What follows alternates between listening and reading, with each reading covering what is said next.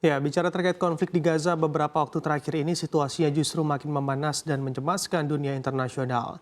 Mengapa demikian? Karena di tengah serangan Israel yang terus berlangsung, Amerika Serikat justru berencana memasok senjata senilai miliaran dolar ke Israel meski kecaman internasional terus berdatangan. Lalu bagaimana dampak langkah ini terhadap kemanusiaan, geopolitik global, dan pasar industri pertahanan? Selengkapnya akan kita ulas bersama dalam Bantu Agresi Israel, Biden pasok senjata. Amerika Serikat melalui pemerintahan Presiden Joe Biden kembali menunjukkan dukungan militernya terhadap Israel dengan mengajukan rencana penjualan senjata senilai 8 miliar dolar Amerika Serikat atau bahkan kalau dirupiahkan setara dengan 129,6 triliun rupiah. Rencana ini mencakup pasokan amunisi untuk jet tempur, helikopter, peluru artileri, hingga bom berdiameter kecil dan hulu ledak. Langkah ini menuai kritik tajam baik dari dalam negeri maupun internasional karena di Amerika Serikat sendiri demonstrasi berlangsung selama beberapa hari terakhir ini atau beberapa bulan terakhir menuntut embargo senjata kepada Israel terutama setelah krisis kemanusiaan di Gaza yang makin memburuk.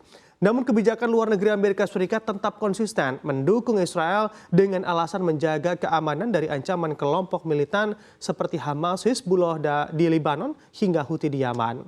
Sementara itu, konflik di Gaza pun terus menjadi target kemanusiaan besar karena menurut laporan terbaru Otoritas Kesehatan Gaza saat ini lebih dari 45.000 orang atau di angka 45.700-an orang telah tewas sejak konflik ini memanas pada Oktober 2023.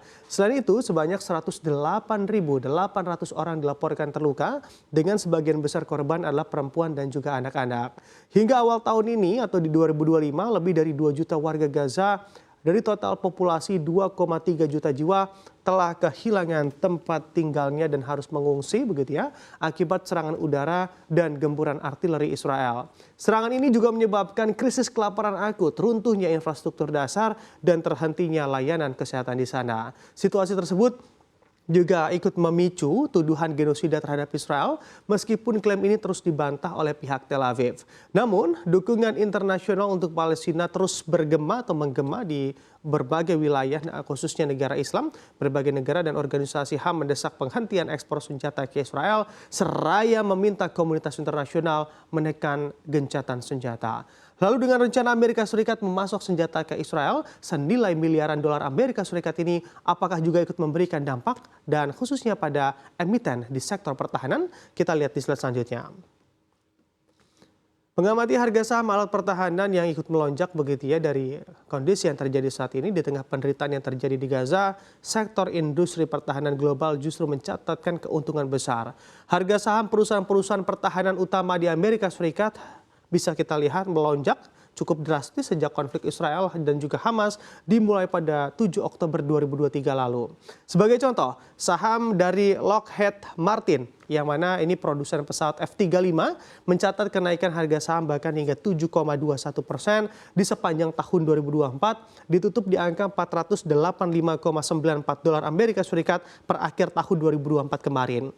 Pesawat tempur ini menjadi salah satu tulang punggung kekuatan udara Israel di mana juga kalau kita amati secara harga sahamnya lagi di sektor pertahanan ada saham Raytheon Technologies. Nah, ini saham Raytheon Technologies ini memang dikatakan sebagai spesialis rudal dan elektronik pertahanan membukukan kenaikan harga saham paling signifikan yaitu sebesar 37,53% dengan harga penutupan di angka 115,72 dolar Amerika Serikat di tahun 2024 kemarin.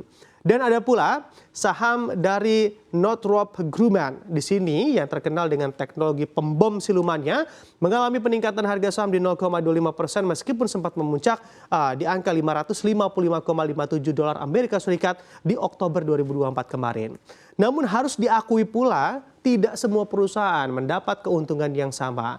Di sini misalnya saja ada saham Boeing, meski aktif di sektor pertahanan, justru sahamnya merosot 32,1% di sepanjang 2024 akibat krisis kepercayaan terhadap pesawat komersialnya. Industri pertahanan tidak hanya diuntungkan oleh konflik Israel dan juga Hamas, tetapi menurut survei juga oleh perang berkepanjangan antara yaitu ada Rusia dan juga Ukraina yang dimulai sejak Februari 2022. Tren ini menunjukkan bahwa geopolitik global memegang peranan menjadi pendorong pergerakan kinerja industri senjata secara global. Lalu selanjutnya, negara mana sajakah yang juga ikut terlibat dalam menyokong senjata ke dalam perang Gaza sejauh ini? Kita lihat di slide selanjutnya. Nah, di sini di tengah serangan intensif Israel ke Gaza, perhatian publik tertuju pada daftar negara yang terus memasok senjata dan peralatan militer ke Tel Aviv. Berdasarkan data, sebesar 68% senjata Israel ternyata dari Amerika Serikat, menjadikannya pemasok terbesar sejauh perang berlangsung hingga saat ini. Dan berikut beberapa negara pemasok utama tersebut. Yang pertama tentu adalah Amerika Serikat. Dengan nilai ekspor bahkan mencapai miliaran dolar setiap tahunnya, Amerika Serikat menyuplai hampir semua kebutuhan militer Israel, termasuk jet tempur, bom presisi, dan sistem rudal Iron Dome. Amerika Serikat juga memberikan bantuan militer langsung bahkan senilai 3,8 miliar dolar Amerika Serikat per tahun sejak 2016 silam.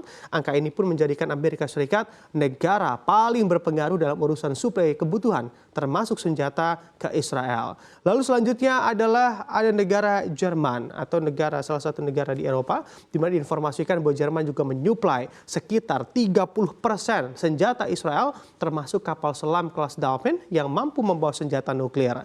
Namun dukungan ini mendapat tantangan hukum di Mahkamah Internasional karena diduga melanggar prinsip hak asasi manusia di sana atau HAM. Tidak dipungkiri juga, Jerman menjadi negara pemasok yang cukup serius di sepanjang perang Gaza berlangsung saat ini dan juga pada waktu-waktu kemarin. Selanjutnya, masih ada negara di Eropa, yaitu salah satu negara di Eropa yaitu Inggris.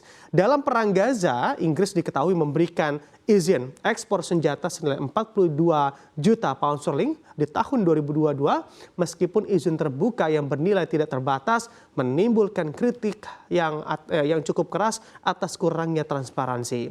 Di Inggris, bahkan lebih dari 600 pengacara, akademisi, dan juga pensiunan hakim telah menulis bahwa pasokan yang terus-menerus membuat negara tersebut melanggar hukum internasional.